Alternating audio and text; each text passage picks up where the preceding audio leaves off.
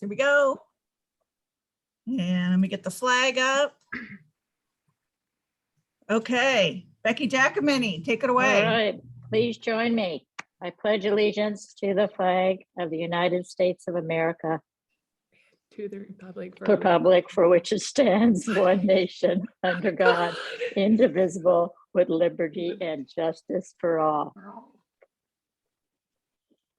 Thanks for lip syncing with me. Yeah, I'm always scared I'm gonna forget it. That's why I don't want to do it. I keep myself on mute because then otherwise it like keeps toggling between whoever's speaking loudest. Yeah. New members and guests with us today. Katie, would you like to introduce yourself? Hi, I'm Katie. Nice to meet you guys. I am the boudoir photographer on Main Street across from the bar. And this is my first meeting. So I'm excited. Awesome. Thanks for joining us. Thank you. I see Amy Scolari from Wild Souls Ranch is here Yeah. too. Hi, it's been a long time. Yeah, it's Not okay. It's new, good to- but what's that? Welcome back. Thank you. we sent you a copy of the Enterprise. Oh, you did? Yeah, because you're in there. You've got your Yay. land purchase. Do you want to announce that when we get down to member announcements? Sure. Okay, all right, let me run through mine real fast. So this week we have 2 ribbon cuttings, one on Thursday at noon, and that is for Dreams by Diaz. That is an event planner. Her name is Lucia, and they are located at 1326 L Street. They're in that little building between the post office and the big yellow house on L Street. The second one will be on Friday at 2 p.m. That's at the Humboldt Brow Gal, and she is located at 638 11th Street, so between Main and L, next to what is now the Fortuna Exotic Pet Store. Both will have like a grand opening celebration, so be sure to stop by, check it out, and say hello to these 2 new businesses. This next Tuesday, the 22nd, is our Grow with Google webinar. That is focused on website design. It's a virtual training. It is free, and you can learn about search engine optimization, organizing your website, and creating content to engage your customers. If you need the link, just give us a call here at the office, 725-3959, or visit our website, fortunachamber.com/events. And then on Friday, March 4th, the Benbow Historic Inn is hosting the All Chamber Mixer. That's where members of chambers from 5 counties come together with state and local officials. They're going to have beer and wine, appetizers, and raffle prizes. That is from 5:30 to 7:30. And again, that's Friday, March 4th at the Benbow Historic Inn. And then next week, we are closed for President's Day, but we'll be back on the 28th for our regular Zoom meeting. And our guest that day will be North Coast Children's Services. They are a nonprofit organization serving low-income pregnant women and families with children from birth to kindergarten age. And with that, I will turn it back to Bailey and we can get some member announcements. Thank you. I'll let Amy go with her announcement.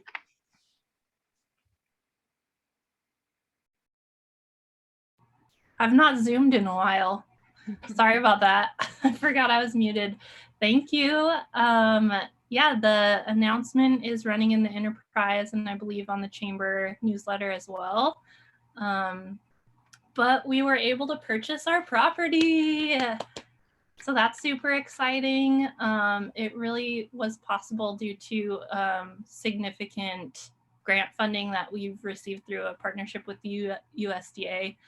And it wouldn't have been possible otherwise. So we're so grateful for that and grateful to call this space our forever home because it's gorgeous. If you've never been up here, I invite you all to come check it out. And we're on 17 acres up on Nelson Lane. So come by anytime. Awesome. Congratulations. That's really exciting. Thank you. Any other announcements? Anybody?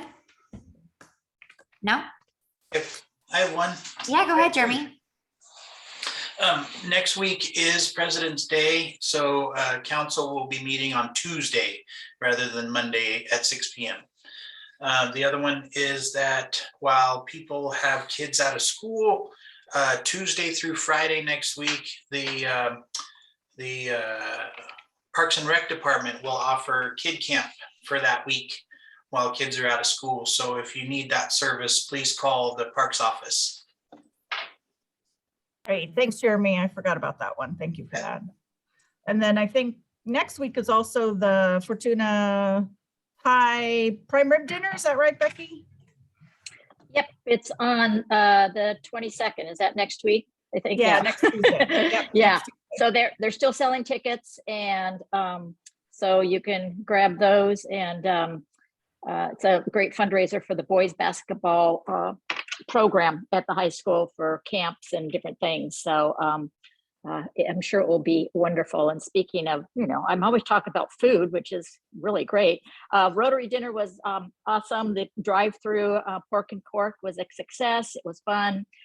Very generous community members that purchased tickets and came through, and we sold out. And so that's awesome. So yeah, it's the community that makes these things go around so we can then give back to the community. So it's also, and then we'll keep pushing on this, but Kiwanis Spaghetti Feed for the 4-Hers is April 4th. It's a Sunday, but we've got a little time, but we'll keep reminding people, and the kids will be out selling tickets for their 4-H clubs soon. Awesome. Thank you, Becky. And we went to the Native Sons dedication at the rodeo on Saturday. That was a very nice turnout. I'm very sorry. I got the dates mixed up in my head for Roy Curlis's drive-by birthday. I was so bummed. I thought it was Saturday because I had it in my head for the Native Sons dedication because I knew he. Well, you got to see him. You got to see him. So it was a walk so by. That was really nice. Yeah. So if you guys missed the presentation, you can go by, and right in the middle of the grandstands is a plaque commemorating the rodeo and dedicated by the Native Sons of the Golden West. So it was pretty nice. Really good turnout. It's freezing because it was not sunny on that side of the park at 10 a.m. Anybody else with announcements? Go ahead, John. I'll let you know, the Bloodmobile will be at Ray's in Fortuna on Friday. Excellent. Thank you. Speaking of blood, let me just pop in here. I'll put on my other hat.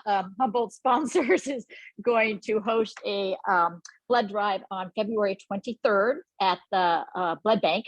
So from 4 to 7, you can come in all during the day, but during 4 to 7, you can have some goodies and be greeted by some wonderful Humboldt sponsors. So a great time to donate. And if you can't make Ray's this Friday, save your blood for next week. So anyway, it's always a good thing to do. And we love giving back to the community, Humboldt sponsors, and blood is always needed. Okay. Any other announcements? Alrighty then. Our guest today is Shaun Brenneman with the Humboldt County Probation Department. Hi, everybody. As she said, I'm Shaun Brenneman. I'm the Chief Probation Officer for Humboldt County. I've been with the Probation Department 25 years. Born and raised in Humboldt County, basically. My family's been here since the 1850s. We have a cattle ranch up in Neelan. So that's who I am. And I'm going to talk to you about probation.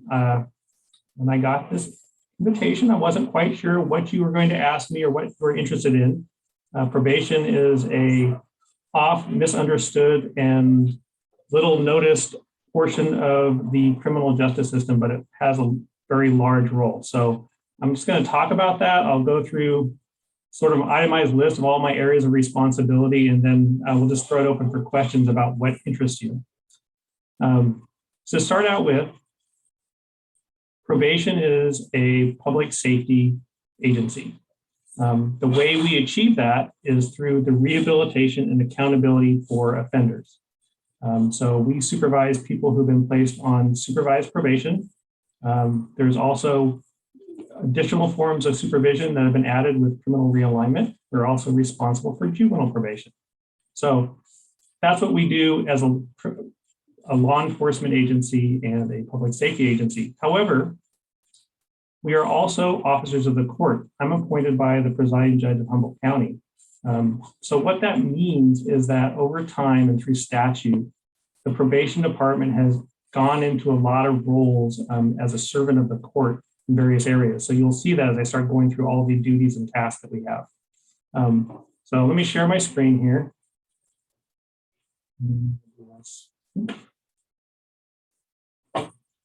There we go, and see if I can make it move forward or not. I'll let it a little bit. There we go. Okay, we'll start in juvenile.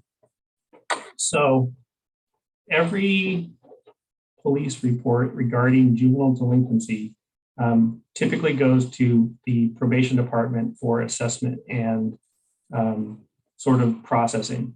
There are some exceptions to this. If your local law enforcement police agency has a diversion program, sometimes they will handle these low-level offenses in-house and they don't come to the county probation department.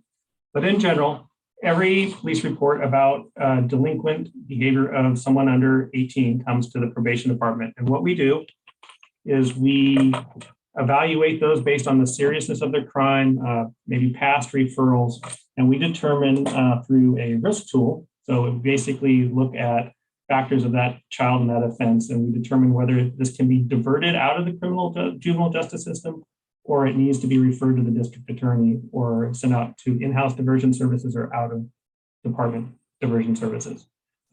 Examples of this are like incorrigible behaviors, curfew violations, maybe a petty theft, things like that. Those will typically be referred out to community-based organizations or non-governmental organizations for services. Often what we found is that the very act of a young person and their parents having to come to the probation department and meet with a probation officer and talk about the situation is usually enough to deter them to the point that they don't really come back into our system. So that's generally effective. However, some of those referrals, some of those crimes are more serious. So we get everything from a homicide to sexual offenses to down to DUIs for people under 18. Those things are more serious and they get referred to the district attorney's office. And the district attorney will then make a decision about whether they're going to file a petition in the juvenile delinquency court to establish the child as a ward, or there are other types of supervision such as informal probation supervision or diversion contracts and things like that, where they're just intermediate interventions with that young person. Maybe that young person only needs a couple of meetings with a probation officer for a period of 6 months and a referral out to community services, and that'll be sufficient to deter their behavior in the future. For those that are declared wards, they're placed under the custody and care of the probation department. So we supervise them. We basically approach the rehabilitation of that youth as really trying to rehabilitate or rehabilitate the entire family system. So we work with both the families and the young person to get them to navigate their life and make the best version of their future selves. And so figure out how to get them through to have a better outcome. We run a court program called Healthy Alternatives, which is a collaborative court for young people with more serious offenses. We are also engaged in the placement of youth in short-term residential treatment programs and other high-level services out of the county. And we also provide WRAP services, which is a more holistic approach to treating the family system. So moving on from that, we go to detention services. So we also run the juvenile hall. We have a brand new juvenile hall sitting on the probation campus. It houses 30 youth. Currently, at any given time, there's maybe 10 or 11 or 12 people in there. They're very serious offenses, though. So we have somebody in there for sexual assault, child molestation, attempted homicide, serial rape, very serious cases usually. Typically, if someone comes in for a less serious matter, they're got out in a few days, but the average will come to be around 38 days for average confinement. And that's based really on some of those young people who committed really serious offenses. It takes a long time for their court process to really wind through the delinquency system. But in general, we don't use the juvenile facility as a punishment tool. It's really to stabilize holds people accountable, and then figure out what is the appropriate level of placement and services for them. By statute, we also have what is called a home supervision program. So it's an alternative to incarceration. So the statute and the codes of California basically dictate that you're supposed to hold the youth in the least restrictive placement possible. So as a gap between straight out release and holding them in the juvenile hall, we have a probation officer that writes a contract with them and has them stay in their parents' home or their caregiver's home until their court matters go through and they get to a disposition. That can also include like an ankle bracelet or ankle monitor to ensure that they are abiding by those terms and conditions.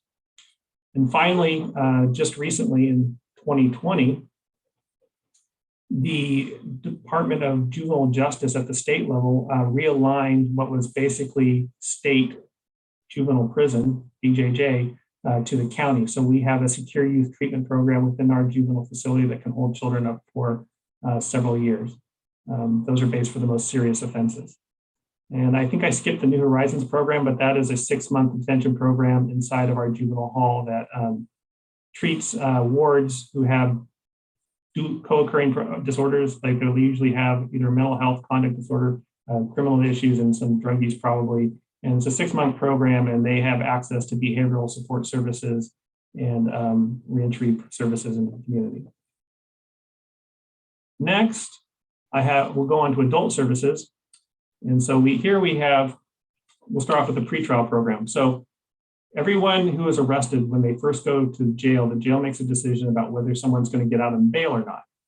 If they don't pay their bail, or they're not cited and released out on their warrant, for instance, the jail can make that determination, they are brought before the judge. If the judge determines that they should be out on OR, but they want to have someone watch them while they're out on OR to make sure they get back to court, that would be the probation department. So we run a supervised release program for people who have not been convicted of any crime but are going through the court process. And our role is to make sure that they get back to court and make all their court hearings, and that we're able to locate them and that they don't commit crimes in the interim. Once you are convicted in the adult system, but before you've been sentenced, because we are an agent of the court, we also do pre-sentence investigations. So every felony matter that the court sentences somebody on, we prepare a report. And that report does a complete psychosocial history of the offender. It reviews the severity of the crime. It gets the victim's input. It looks at their previous criminal behavior and makes a sentencing recommendation to the court based on all that. And it can be commitment to state prison, commitment to the county jail for a prison commitment. It can be grants of formal probation, or it could be, those are the three basically. So, oops, I don't know what happened there. Back up, here we go. So that's what happened. And then a portion of those, when they get sentenced, they get put on probation supervision. Now, this is super confusing to the community because there are multiple types of supervision. There is summary probation, which is the person is usually for misdemeanor offenses, but they're put out on probation with some general terms and conditions, but they don't report to anybody. That is monitored by the district attorney and only really comes into effect if they get arrested with a new crime. The second type is formal probation supervision, and that's where they're assigned to the probation department for supervision, and we have an officer assigned to them. And we base our level of intervention and supervision using a risk tool. So it looks at their criminal history and their age and their gender, and we determine what is an appropriate level of supervision based on the likelihood of them committing a new crime in the next 3 years. That supervision can include, we do field work. So we go out and we search their homes, holding them accountable, make sure that they're following the conditions of probation. They're not committing any crimes or doing any maladaptive behavior, but we're also working with them to rehabilitate them. So we are offering them cognitive behavioral intervention. So we're teaching them skills and techniques to sort of better deal with situations in their life, maybe deal with their impulsivity, maybe start to build some cognitive distance around some of their antisocial or maladaptive beliefs or thought patterns. Those are the things that really contribute to criminal behavior. So we try to make people a better version of themselves while holding them accountable and mitigating the risks to the community. That's probation supervision. We also have adult drug court. So adult drug court is a special court program that we run in conjunction with the Superior Court. And it is a collaborative court. So people are in there for 12 months. They're tested 3 times a week. They go to court 2 times a week. And it is a sort of builds a community where people are supported in their recovery and held accountable to their rehabilitation.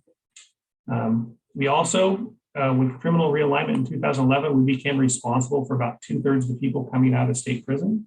So we supervise people released from state prison into the community. We have a day reporting center where they report to us, and they don't report every day, but we have down there educational services, employment services, substance abuse services, behavioral health services, and probation supervision services. So they can come down there and we can make quick referrals and get them supported in their reentry.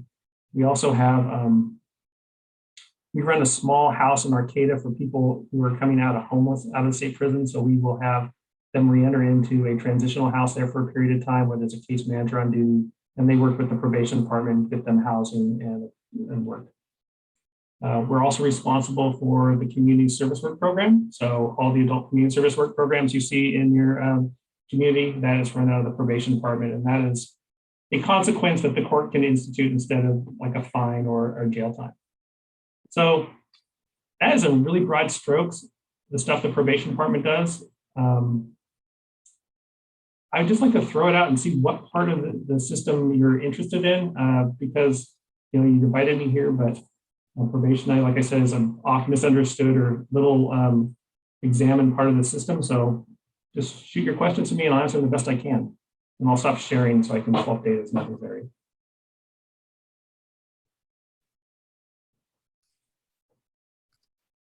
So Shaun, I have a question for you. Sure. Given your many years of experience, what do you feel works best? I mean, looking at the juveniles, is it the RAP program? Is it, what do you think reaches them at the earliest stages and maybe redirects them on a different path? In general, it's about, so there's been a lot of information about trauma that has sort of come out in the last 10, 15 years, and we're all fairly familiar with it.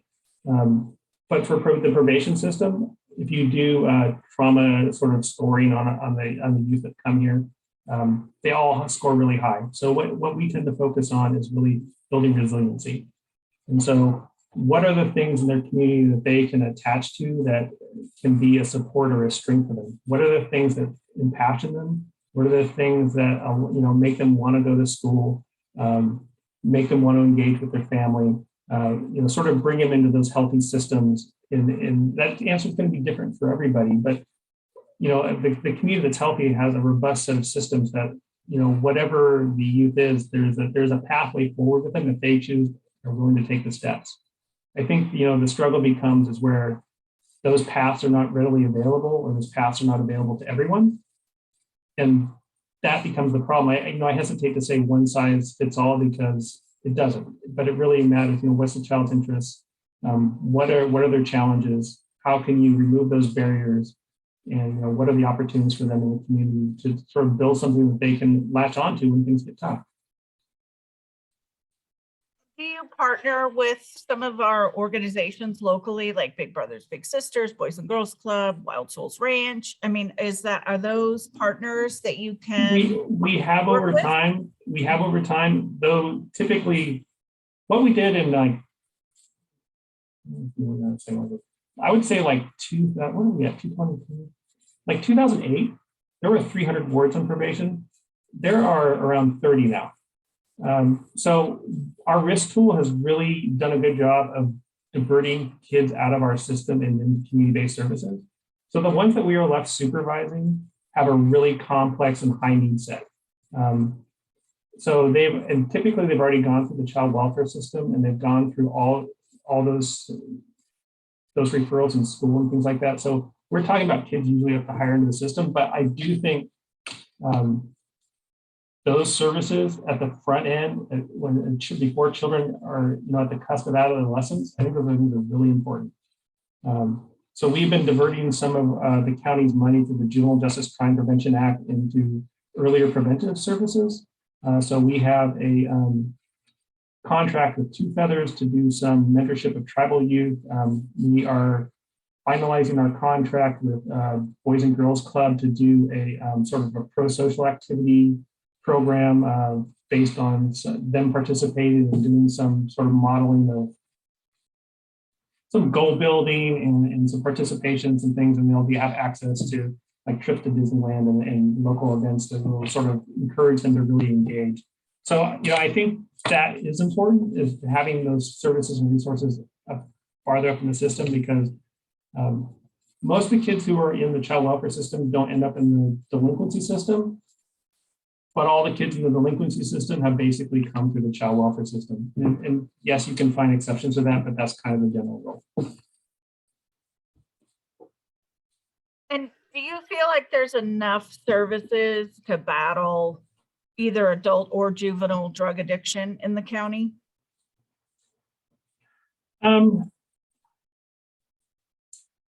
Juvenile is hard because of the number of kids and how geographically spread they are. So it's really hard to get programming together. One of the reasons we went to we have a system of structured interviewing called Ethics, which is basically how we deliver cognitive behavioral interventions on a one-on-one basis with kids. And one of the reasons we really did that is we were having a hard time getting groups together. I think the school is a good venue for some of those things, and the schools themselves are challenged, but that's where you can get enough population where you can have some of those interventions. In the adult system, the pattern is interesting because it's under a dynamic change, and it's been impacted by COVID as well. Is that right as COVID happened, drug Medi-Cal came online. So that increased people's access to substance use treatment by quite a bit. So that's been really encouraging. But I still think there is definitely areas in there. We're having issues, for instance, with detox. If somebody's already gone through the detox in a 12-month period, how to get them additional detox, that's an issue. I think we can do a better job coordinating with medically assisted treatment to get people on buprenorphine in an appropriate manner and have that sort of done concisely.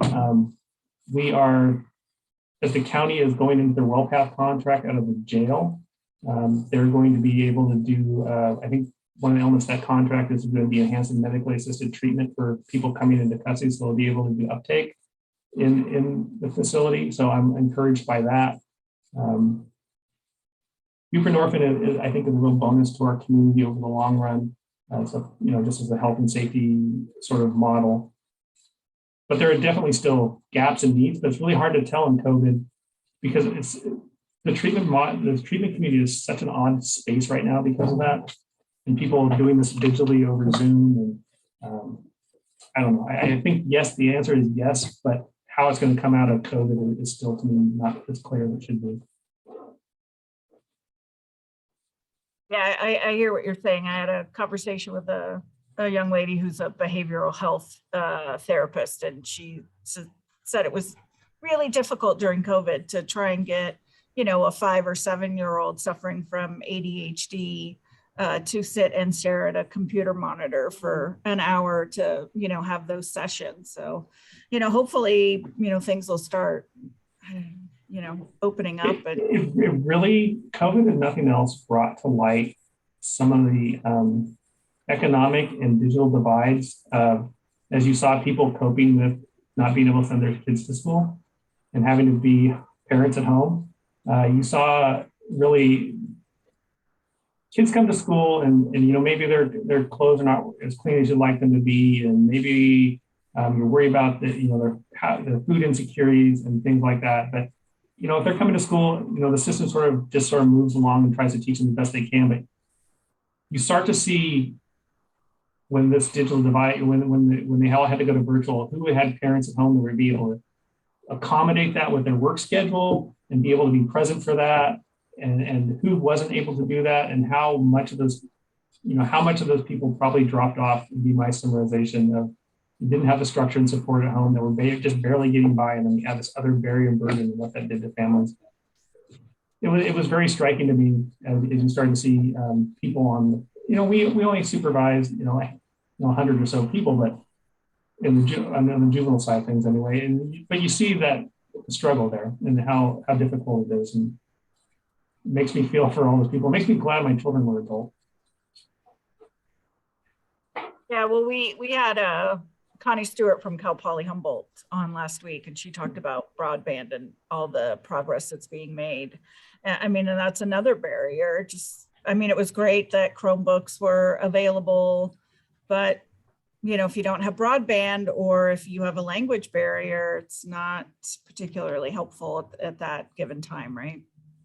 Well, we're a government agency, and so, and we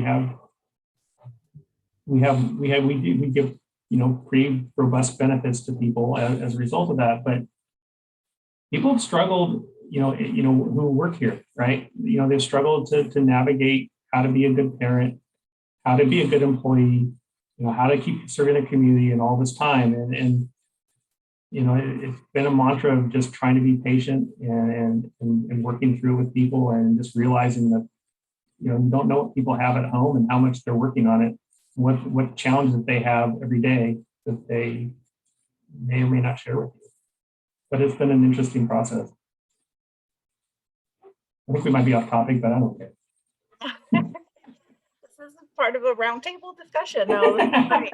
This is where good stuff comes from. Yeah, thank you. Is anybody, Amy, John? I see you unmuted. John, we'll start with you, and then we'll go to Amy. How's that?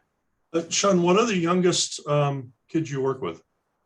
Code says you have to be over 12 years of age to be in the delinquency system. Absent some very few select crimes. So it's 12 to 18. You can be housed in the juvenile hall to 21 or 25, depending on the severity of the offense. That's with the realignment of DJJ, right? So we're holding people that used to have committed. So a 16-year-old commits homicide and they don't get transferred to adult court, they are going to be in our juvenile hall and probably to the age of 25, which is a huge shift for our system. We haven't had anybody do that yet, though. That's good. That's good. I'd just be really interested in connecting with you maybe offline about your wrap services, and have lots of questions, and maybe I could share with you about ours. We have a pretty unique program. So I'd love to pick your brain if you'd be willing at a different time. We did an equine assisted therapy pilot in adult for a period of time, so we can talk about that. Cool. Person really, and if you want to talk about juvenile services, it would be Megan Gocher, but reach out to me and I'll connect you to her. Okay. Awesome. Any other questions? My boss is on the line.